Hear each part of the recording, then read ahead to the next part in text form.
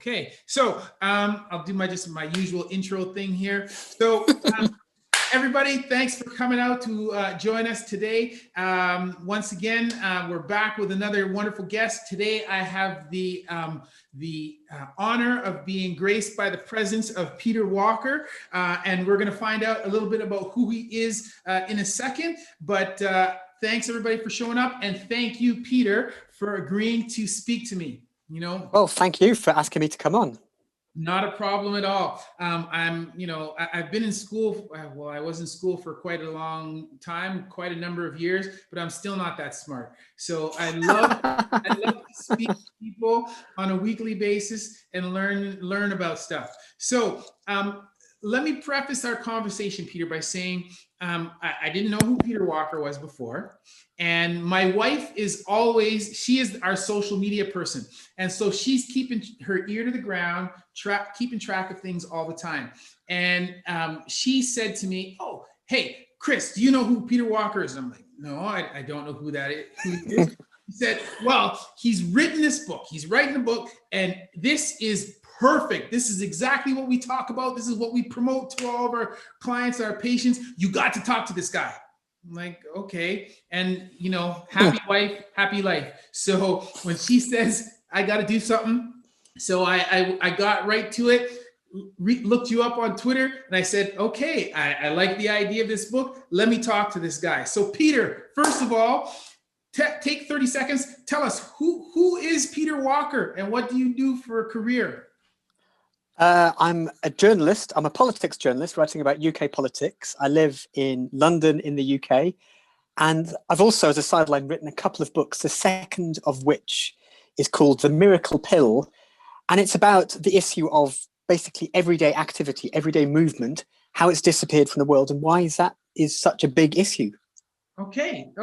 Well, so you're a political journalist, okay? So I'm not trying to call you out, but I want to ask.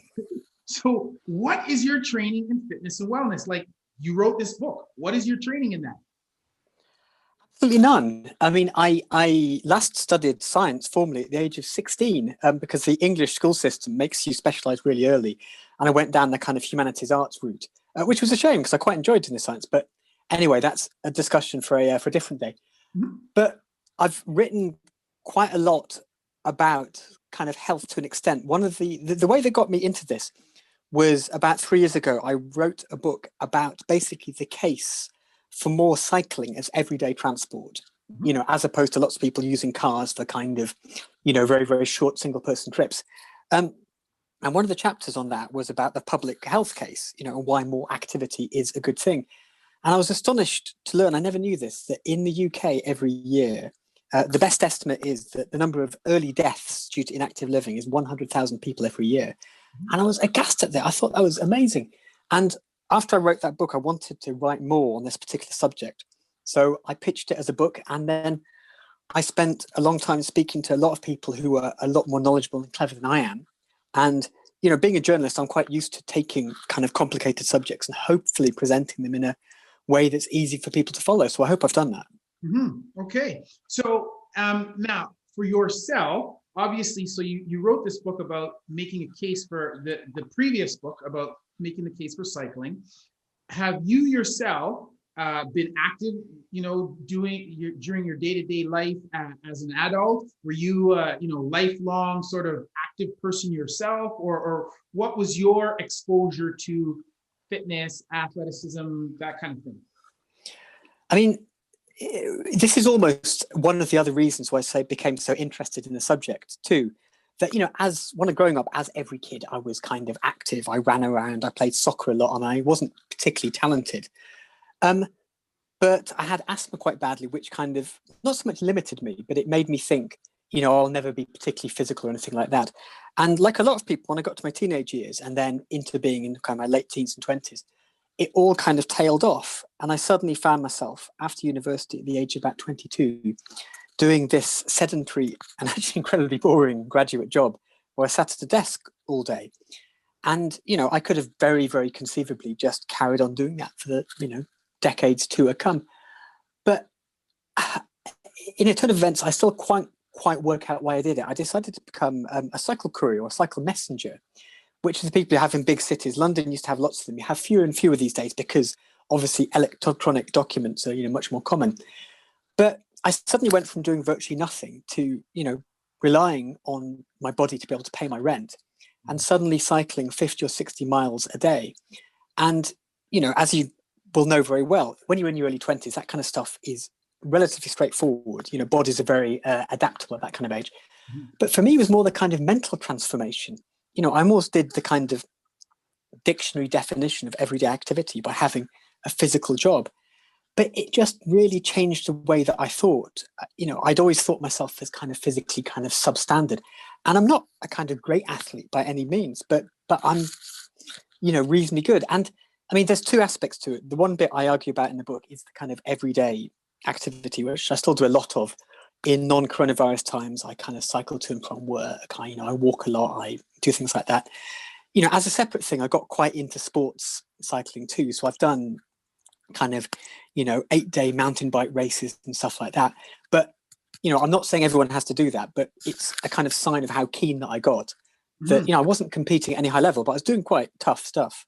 No, for sure. And even to be doing a large mileage per day is, even that in and of itself, you don't necessarily need to be competing for that to be meaningful and consequential. That in and of itself is consequential, because I think even myself, if I were to, I'm not a cyclist by any means, and I'm sure if I went out and rode 60 miles today, I would not probably be back on a bike for about a week. So there you go. But that's almost the strange thing about it, that it almost means that in a strange way, I know I can never, ever be that fit. Because if you're in your early 20s and you're riding 300 miles a week, every single week, then you're basically living the lifestyle of a professional sports person. I never had the talent of that, but I was living the lifestyle. Yes. And so I know now I don't do that for my job. I'm never, ever going to get quite near to that fitness level. And that's fine. I'm also a lot older now, but that's just the way it goes. It's quite interesting. For sure. So the book that you've published, by Simon & Schuster, it's entitled The Miracle Pill. And in brief, tell us what this book is about and what is the key question that you were trying to look at?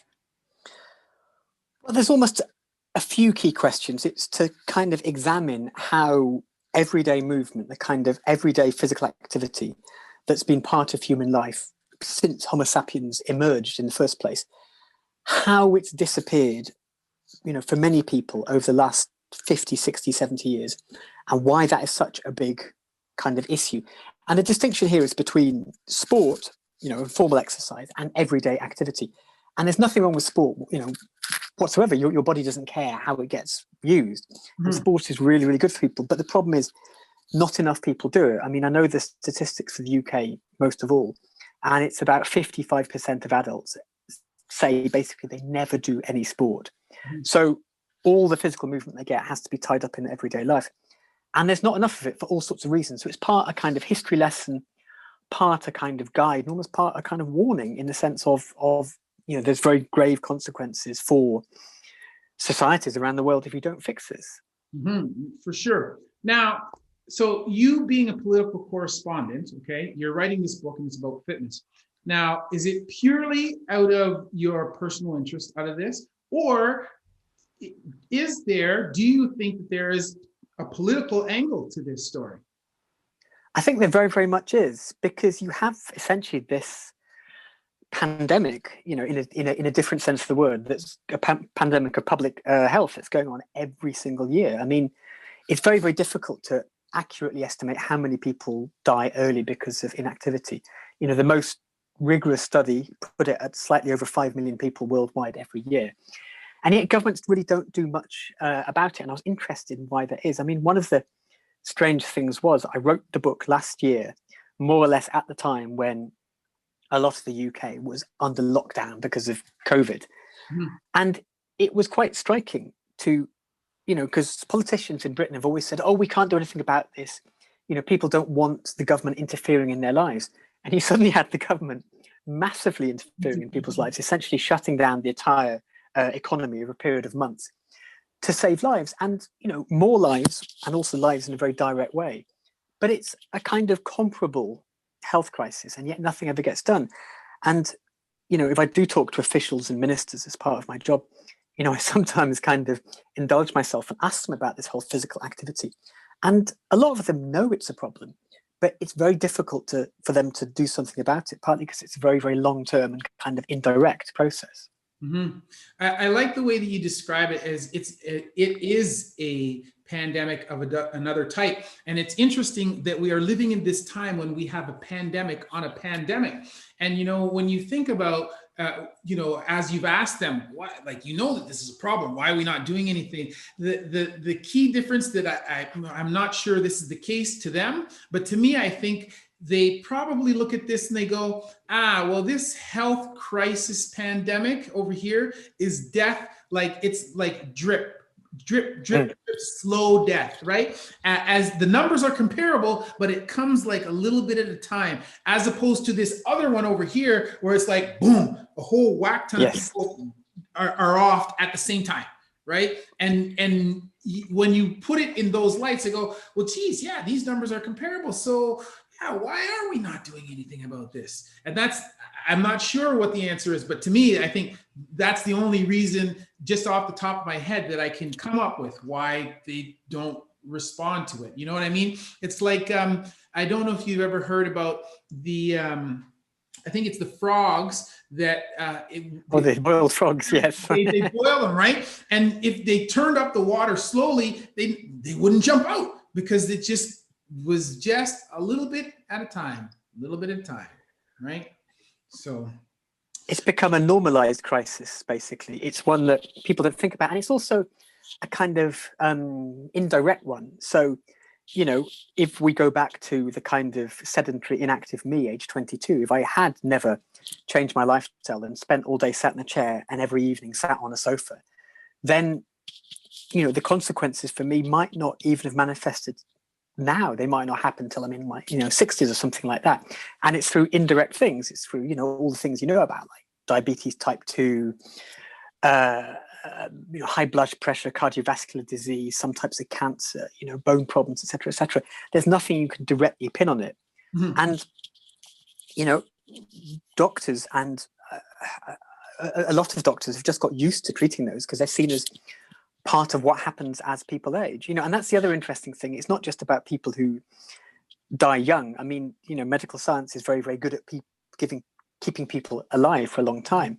Yes. But in a lot of developed countries, the healthy lifespan isn't growing at the same rate. So you have a lot of people who, from their even 40s onwards, have a lot of very expensive kind of medical conditions, whether it's diabetes and high blood pressure and something else.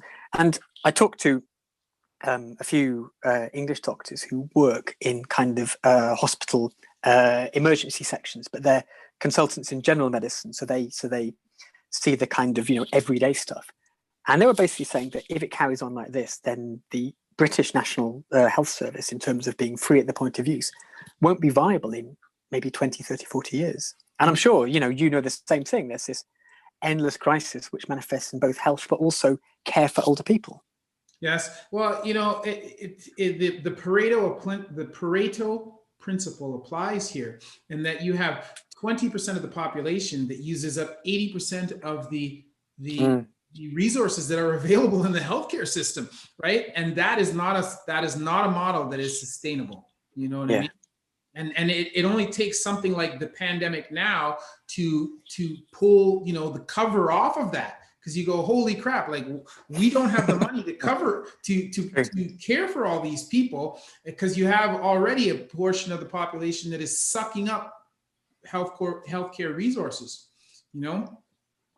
So in your book, you talk about the concept of incidental activity and the benefits that it has for our health. Can you describe to us what you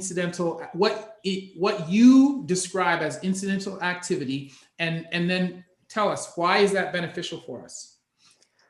Well, basically any kind of activity is good for you, but it's better for you if it's something you're going to do day after day after day. I mean, the statistics in the UK for people who kind of join, gyms, you know, in a bid to get fit, a certain percentage of them do stick and keep on going. But there's something like, I mean, I was talking to someone who's a kind of industry expert on how the gym industry kind of works. And he was basically saying that they rely on a reasonably high percentage of people never going. And it's something in the UK, it's something like 10% of gym cards are literally never used. But incidental activity is something which is kind of integrated into your everyday life. So it becomes just part of your life. It's not something separate like going to the gym or going for a run or something like that. So for me, the most common example is when I go into the office, I cycle in. I don't get dressed up in, you know, lycra or anything like that. I just go in my ordinary clothes. It's about 3 miles, and it's actually quicker than any other means. You know, London's public transport is actually pretty good, but it takes marginally longer if I have to walk and then get a bus. And so that's something I do because it's convenient, but it also brings me the health benefits.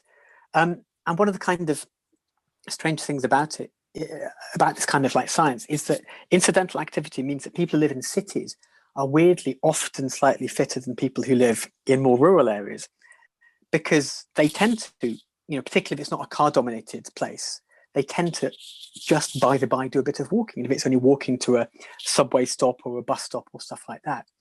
And the kind of magic of incidental activity means you don't have to think about it.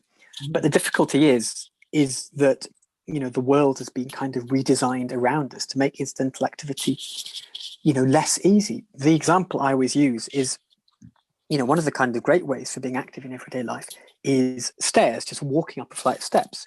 It's actually really, really surprisingly good for you. And there's been studies which show that people who average, you know, a certain number of flights of steps per day, even if you factor out everything else, their life chances, their health chances are much better than people who don't.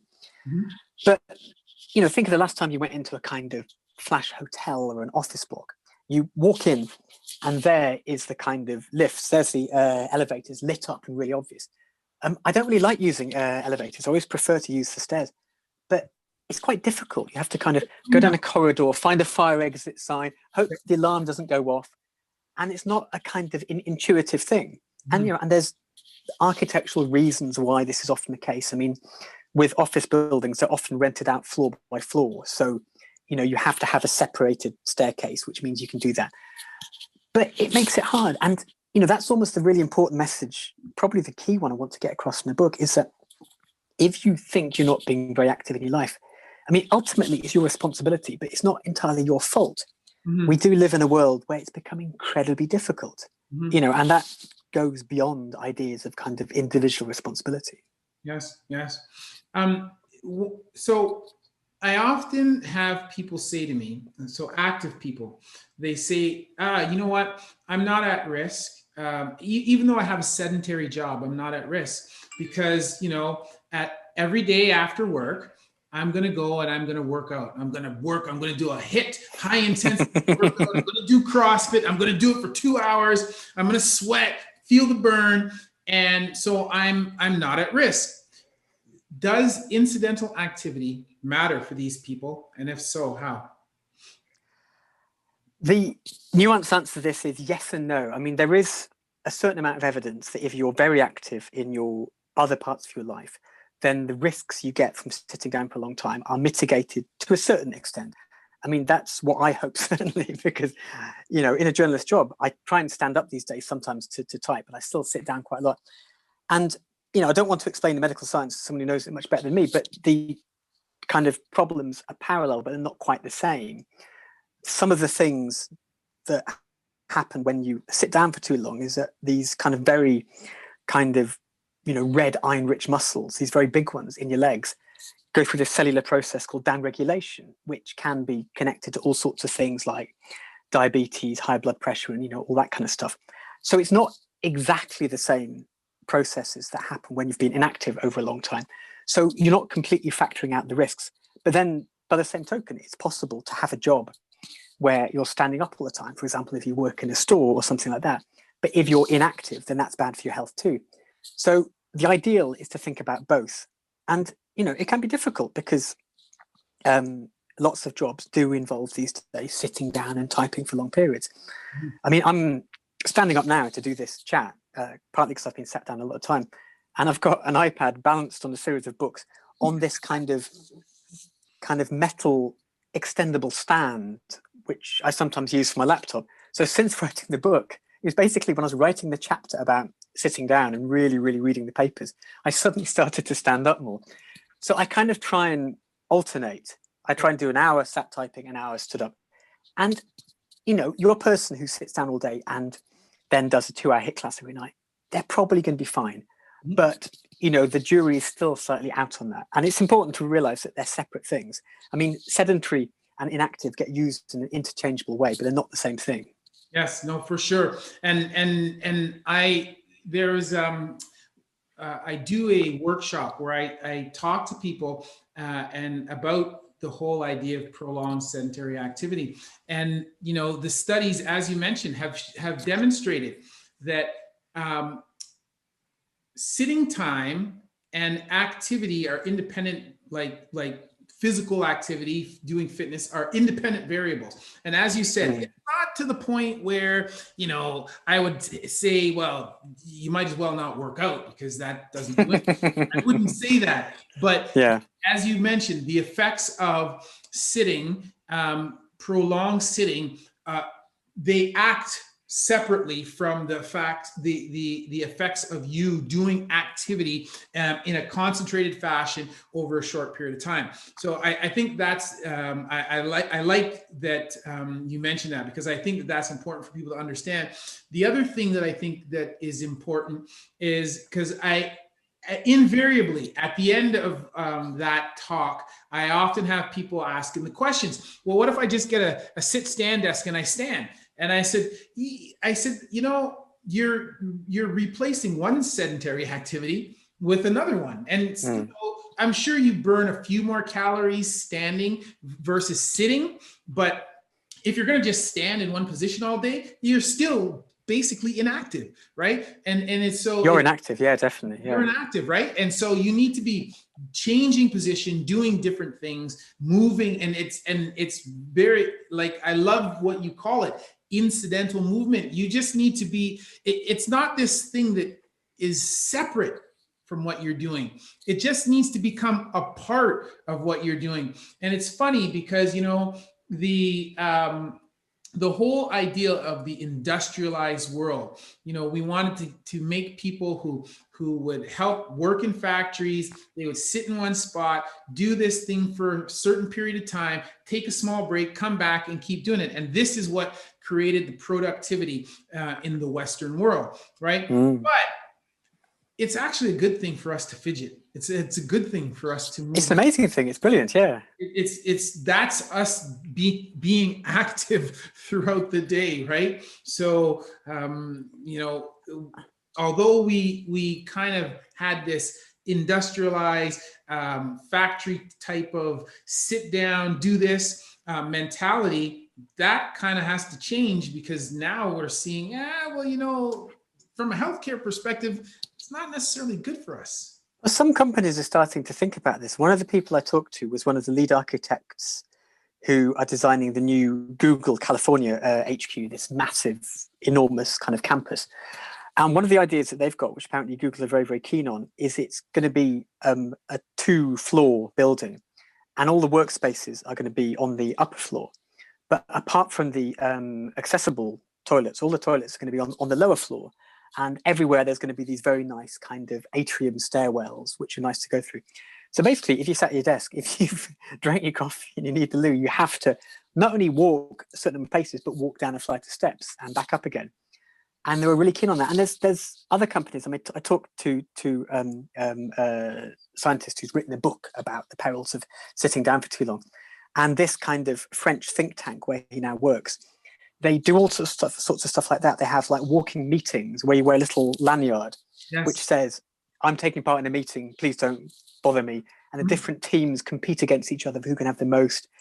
He also invented a thing called the treadmill desk, which is really good for you. But apparently someone once told me it's very difficult to drink coffee at. You know, it's a bit kind of dangerous. So I've seen the treadmill desk before, and I have never used one.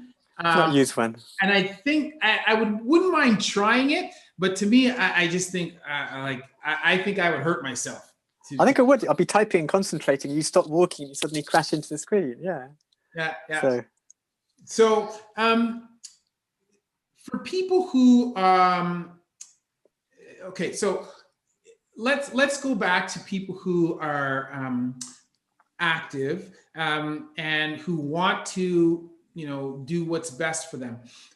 How would you, like, what are your recommendations for people who say, okay, I'm buying what you're selling, okay, but I want to figure out how am I going to do this in my life? What would you say to them? I would say a couple of things. I would say that the one important thing is to bear in mind that pretty much anything or anything else is always better than nothing. I mean, particularly for people who are inactive, the dose response curve for activity at lower levels is incredibly steep. But then it also, it levels off a bit, but it never actually truly stops. So, I mean, or at least scientists haven't been able to find it. So even if you are pretty active, a bit more is pretty much always going to do you good.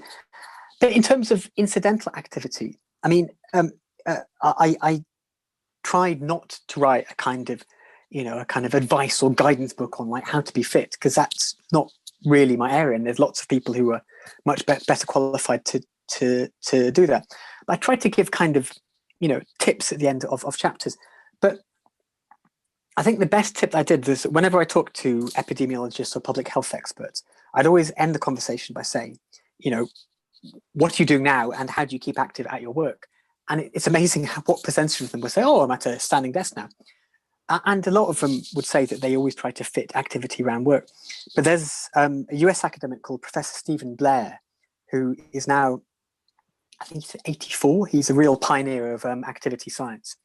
I mean, one of the things that he told me is that he now he's retired from his job, he deliberately sets out to walk 15,000 steps every day, which is pretty good. But he was, I basically said to him, you're the expert. What's the best activity to people to fit into their life? And he said, I'll try and remember the exact quote. He said, well, Peter, my slightly simple-minded answer is the activity that you're going to keep on doing.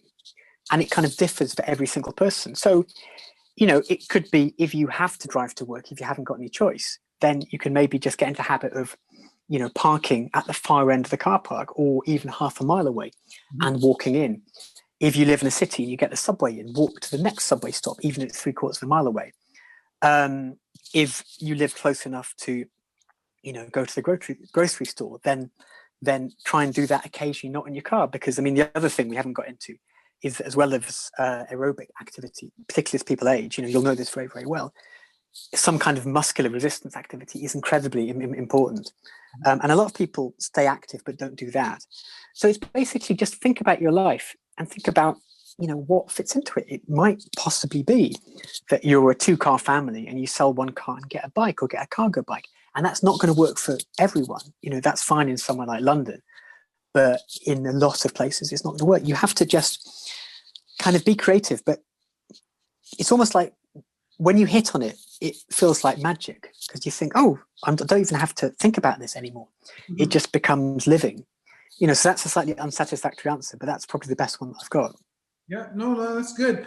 Now, when I listen to you speak about this, I think a lot of it centers around walking, right, and moving, or not moving, but just walking and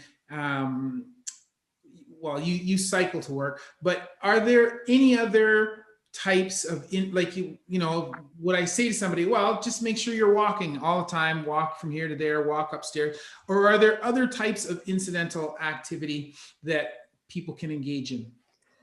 You can do that. So, for example, if you have got a garden or a yard, doing stuff in that, I mean, particularly, heavy stuff like digging can go over into the kind of category of, vigorous activities. That's really good for you. But housework too. I mean, one of the strange things is that one of the reasons why activity levels have dropped so much over 50, 60 years is something you wouldn't really want to change, because this very kind of punishing domestic regime, which, women disproportionately did, of, beating rugs and manually washing clothes and stuff like that. There have actually been studies done which show how many more kind of calories it took. Mm. And that's gone. But if you do stuff like that, if you vacuum, particularly if you vacuum the stairs or something like that, then that is taking you into the realms of moderate activity. I mean, without wanting to get too kind of technical, the guideline that pretty much every health organization around the world says you should aim for is they say 150 minutes of moderate activity a week, which is about 30 minutes 5 times a day. But the threshold for moderate is really not that much. So vacuuming would do it. Kind of anything but incredibly light work in the garden would count.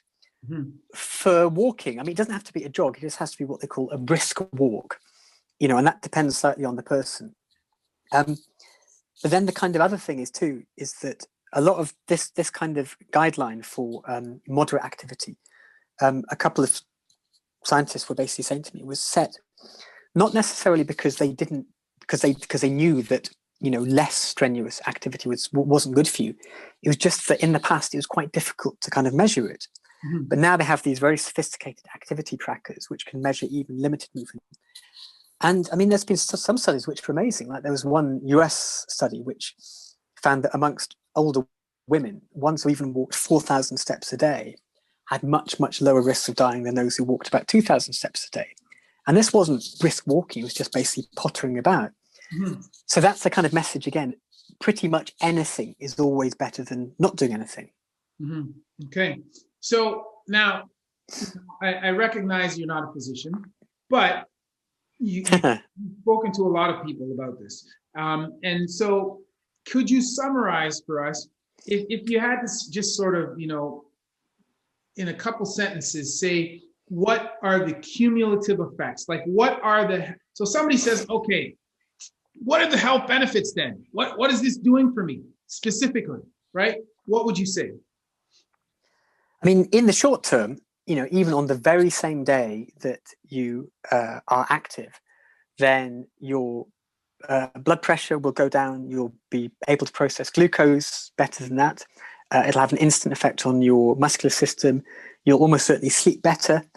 In the longer term, I mean, it is, the thing to bear in mind is that this is a probabilities game. It's theoretically possible to, basically live in an armchair from the age of 20 to 80 and not suffer any ill health. But the chances are, the more inactive you are, then the more you'll get. And it's a whole range of things. I mean, the most common ones are diabetes type 2, high blood pressure. There's certain types of cancer which are particularly linked to it, cardiovascular disease. There's very, very interesting research going on activity in the brain. So you're less likely to get dementia or Alzheimer's if you stay active. They've actually done scans which show that older people who are active, the parts of their brain connected to executive function can actually get slightly bigger. Mm-hmm. It's really, really good for your bones, particularly when you're younger. Activity is really key for laying down bone density, which is incredibly important for later life. There's all sorts of psychological effects. I mean, the stuff with things like depression and anxiety is debated quite a lot, but it does seem pretty clear staying active is, generally all things being equal, very, very good for that. I mean, even in the realms of schizophrenia, there's some evidence which says that. It's basically, the list goes on and on. I mean, it started about 60 years ago with a British scientist proving you're less likely to get a heart attack if you're active. And it's kind of built on from there. And there's new stuff being added all the time. And it'll make you age better. Mm-hmm. Mm-hmm. Well, it's, I think that it's the extent of the benefits is quite widespread. And if I don't have the exact statistic on this, but if I were to estimate in an average hospital, the amount of people that are inpatients in that hospital as a result of diabetes or some kind of complication thereof, something related to it, I would probably estimate that is somewhere between 50 to 75% of the inpatients in the hospital, right? Wow. And when you kind of think about that, you go, wow, like imagine if you could just, by making people, all of it is not due to inactivity, but some of it is just poor lifestyle choices in terms of smoking, drinking. But at least with respect to the activity, if you could walk through a hospital and instant, wave your magic wand, boom, and get rid of half the people just by making them active, like you start to really understand the power of it. It seems like such an innocuous thing. Oh, I'm going to just walk a little bit more. I'm going to do this. but then you start to understand it's almost as if it's like compound interest. You know, you look at the Yes. little thing and go, oh, it's only this much money. But over the long term, it's a huge whack of money, right? And similarly, I look at this and I go, you know, you think this little bit of activity, not a big thing. But when you look at the long-term effects and how it, and, you know, the amount of money that's associated with this, right, that we throw at this, Totally. to these people who are sick, it really is profoundly, profoundly powerful, right? Well, I mean, this is the whole idea of what I call in the book the miracle pill. I mean, in epidemiological circles, this is almost like a bit of a cliche. I was told this idea of activity being this like miracle medicine. But I mean, one of the studies that I quote a lot, it's actually a finding that's been replicated in 2 studies, but the first one took place in Denmark about 15 or 20 years ago. And they studied a group of it's quite a big cohort, about 15,000 people over quite a long period, 15 or 20 years. And they looked at the people who died over that period, and then they worked out that the people who just commuted by bike to and from work, even when you factored out everything else, including leisure exercise, you know, including everything, smoking, diet, exercise, age, the people who cycled were 40% less likely to have died during that period than the people who didn't. And imagine if you could put that effect into a tablet. I mean, you know, you'd be pretty much guaranteed a Nobel Prize. I mean, your face would be on a banknote in your lifetime, and yet it is actually here. Yeah, it's really not that difficult, you know.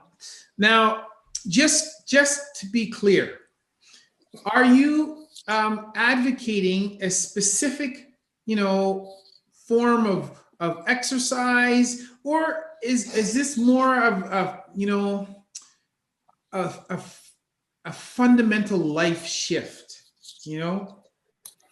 It doesn't even have to be a fundamental life shift. It can only be like, you know, quite a little life shift, because that's the whole, you know, incredible message that even if you only manage 10 or 15 minutes of brisk walking a day, then, as I was saying, the dose response curve at low levels is so steep, then your outcomes suddenly become much, much better. So you don't have to you know, that's the beauty. You don't have to fundamentally change your life. And I know a lot of people, for that, is quite tempting, and a lot of people do it, and that's brilliant.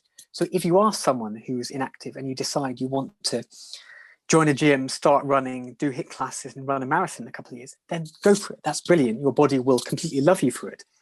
But if you're somebody who has this, you know, incredibly difficult life where you know, potentially have kids, you're on a low income, so you're working 2 or 3 jobs, you have limited access to good food and stuff like that, then it can be really, really hard. And if someone says transform your life, then, you know, they might quite justifiably look at the person and go, well, how? But it's quite small stuff, and even, you know, that's the beauty of incidental activity. You almost don't have to transform your life. You just fit something beneficial within your existing life. So, you being a political correspondent, I have to end on a political note. Okay. My Yes. last 2 questions, they do have a little bit of a political angle. So, the first question is, why do you think it is, if this is such a simple thing, these are such small steps, right? Why do you think it is that people are not aware of the benefits, the purported benefits of incidental activity? Why? To an extent, I think people are. If you were to ask the average person, you know, all things being equal, is it better for you to be physically active than not? Then most people would go, yes. And there's some metrics which are quite well known. I mean, the idea of 10,000 steps a day, which is, you know, frankly, a slightly arbitrary one. Most, you know, a lot of people would know that. Some people would even know the idea of, you know, 150 minutes, say, a week. I don't think it's people don't know. I just think that for some people, the odds are very much stacked against them. I mean, if you work incredibly long hours in a job where you have to sit down, and your workplace is 10 miles away from where you live, and the only way to get there is by car, and then when you get home, you have to look after your kids and stuff like that, it's incredibly difficult. So I don't think it's a lack of knowledge necessarily. I mean, I think it's a lack of impetus from governments to make it easier for people to make those choices. That's more what I'd say. Okay. So then the last question, which tags on to what you just said, and in the original question, I was sort of focusing on the fitness industry, but let's expand that and say fitness industry and the government. Would you say that so obviously there are people that are aware of this information, okay, in both the fitness industry and the government. But do you think that there are reasons why that prevent them, or why they choose not to act upon this knowledge, right? And is there a political aspect to this, or is it a commercial impetus? Like, why do they not act on this? There's almost two aspects to it. With the fitness industry, I mean, you could argue that the fitness industry has in part grown up as a response to this decline of everyday activity. I mean, going back 200 years when everyone worked on farms, the idea of leisure time exercise would be completely stupid. You worked and then you rested, and that was it. And there is an argument that the fitness industry, basically any industry, exploits gaps in lives for good reasons or for bad reasons. And it's not in the interest of the fitness industry to make everyone healthy through other means. I mean, individual elements of the fitness industry are actually in some ways quite good. I mean, gyms are overall more welcoming places than they maybe were 20, 30 years ago. And some gyms are quite good at kind of trying to get older people in and stuff like that, and having specific exercises for them. So the fitness industry is learning, but to an extent, it's not the fitness industry's job. The fitness industry is there to cater to the people who want to do formal fitness. I mean, there is a kind of worry, which again isn't the fault of the fitness industry directly, that this kind of commodification, almost fetishization of sport and exercise has been this kind of elite specialized thing with people doing kind of ultra marathons and stuff like that, can feel quite excluding for people who are inactive, because some of them might think, well, I'll never get to that level, there's no point.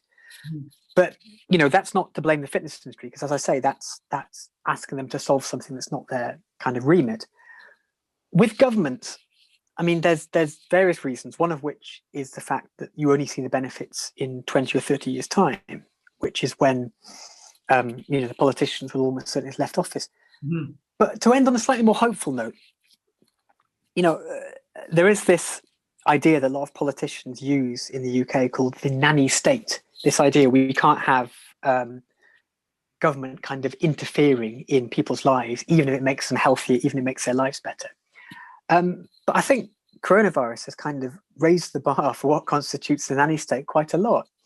And I think there's an argument that if you're a politician, you could think, well, the public have accepted us interfering in their lives in this extraordinary way to save X number of lives. So is it possible we could, in a more gentle way, also, help redesign the environment around them? It's not forcing anybody to do anything. It's just presenting them with greater choices. So, in a weird way, coronavirus might, from the point of view of activity, end up being a good thing.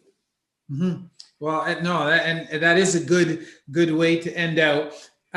In closing, if there was a key takeaway that you want people who are watching to take away from our discussion today, what would that be? There'll be two. The first one is activity is an incredibly complicated issue that goes beyond personal responsibility. So ultimately it's only going to be up to you, but don't feel guilty if you are inactive, because there's bigger societal factors pressing down on you.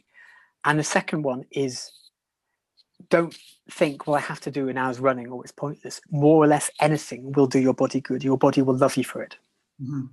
Excellent. And both of those things, it's easy for people, right? And as you said, both are easy. It's not huge changes.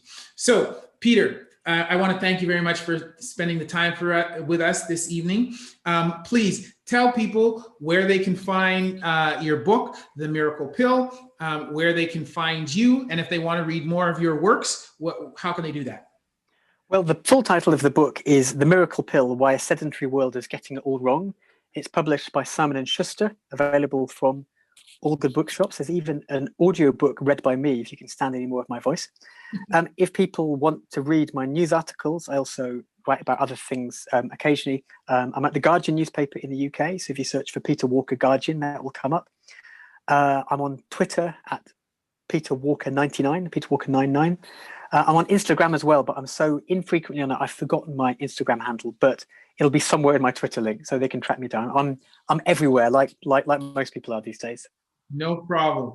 So again, I want to thank you for taking the time with us this evening. And everybody who's watching, I want to thank you for giving us an hour of your time to listen to us ramble. I hope that you learned something. So as always, that's been a word from Dr. Chris, and this time Peter Walker, not your everyday ortho.